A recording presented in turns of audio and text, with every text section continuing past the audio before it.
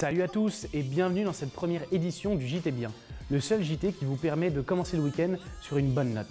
Cette semaine, les thèmes sont les suivants: la mobilité, l'environnement, la technologie et la culture. Je vous propose de changer de décor pour les découvrir ensemble.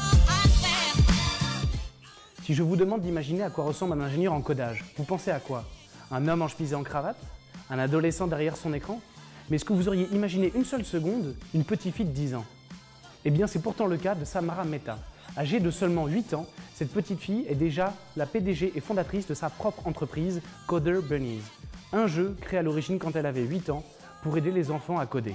Samara est parfois invitée uniquement pour faire le buzz, mais quand on sait qu'elle a décliné les offres de Google et de Microsoft, on se doit de la saluer avec respect. Mark Zuckerberg n'a qu'à bien se tenir, cette petite fille n'a pas fini de nous surprendre. Vous en avez marre des bouchons dès le matin et d'arriver en retard au boulot? Carpool Lane est votre solution. Ce sont des bandes d'arrêt d'urgence mises en place pour du covoiturage. Ce concept permettrait une diminution de l'impact environnemental et une augmentation de la qualité de l'air à long terme, mais également de gagner du temps. Pour y accéder, une seule règle, être 3 minimum. Une vérification pourra se faire grâce à des caméras infrarouges qui permettront de voir si le nombre d'occupants est bien respecté. Et si l'envie de feindre le dispositif vous traversait l'esprit, oui, c'est déjà arrivé, eh bien sachez que nos amis américains ont mis au point Calypso, une caméra à infrarouge se basant sur la quantité d'eau que constitue notre corps. Ce dernier est efficace à 95%, il faudra néanmoins attendre quelques années avant de voir ce concept applicable en Belgique.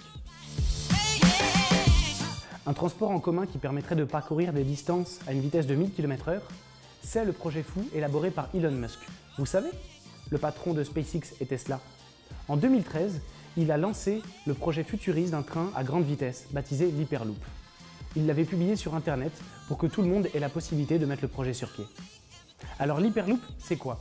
C'est un train qui peut aller de 500 à 1000 km/h, qui fait 30 mètres de long et peut accueillir 50 passagers, et qui se déplace grâce à la force du champ magnétique. En gros, il se déplace grâce à la force des aimants. Il y a eu beaucoup de tests effectués pour arriver à concrétiser ce qui semble être le transport idéal du XXIe siècle. Mais 5 ans après, on commence enfin à voir les résultats de ce petit bijou technologique. Aux dernières nouvelles, ce sont les villes de Limoges et de Toulouse qui sont sur le point de réussir à le concrétiser. The Brother Sisters est le 8e long métrage du cinéaste français Jacques Audiard, connu entre autres pour Le Prophète et De rouille et d'os. Son dernier film, qui est également son premier tourné aux États-Unis et en anglais, raconte l'errance de deux frères cow-boys.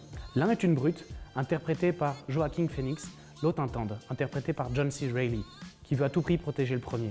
L'histoire raconte la quête de ces deux frères qui doivent capturer un homme qui aurait mis au point une invention permettant de trouver de l'or plus facilement.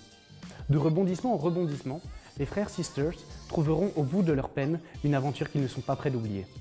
Le film a le mérite de nous proposer une alternative de ce que nous connaissons déjà des westerns hollywoodiens.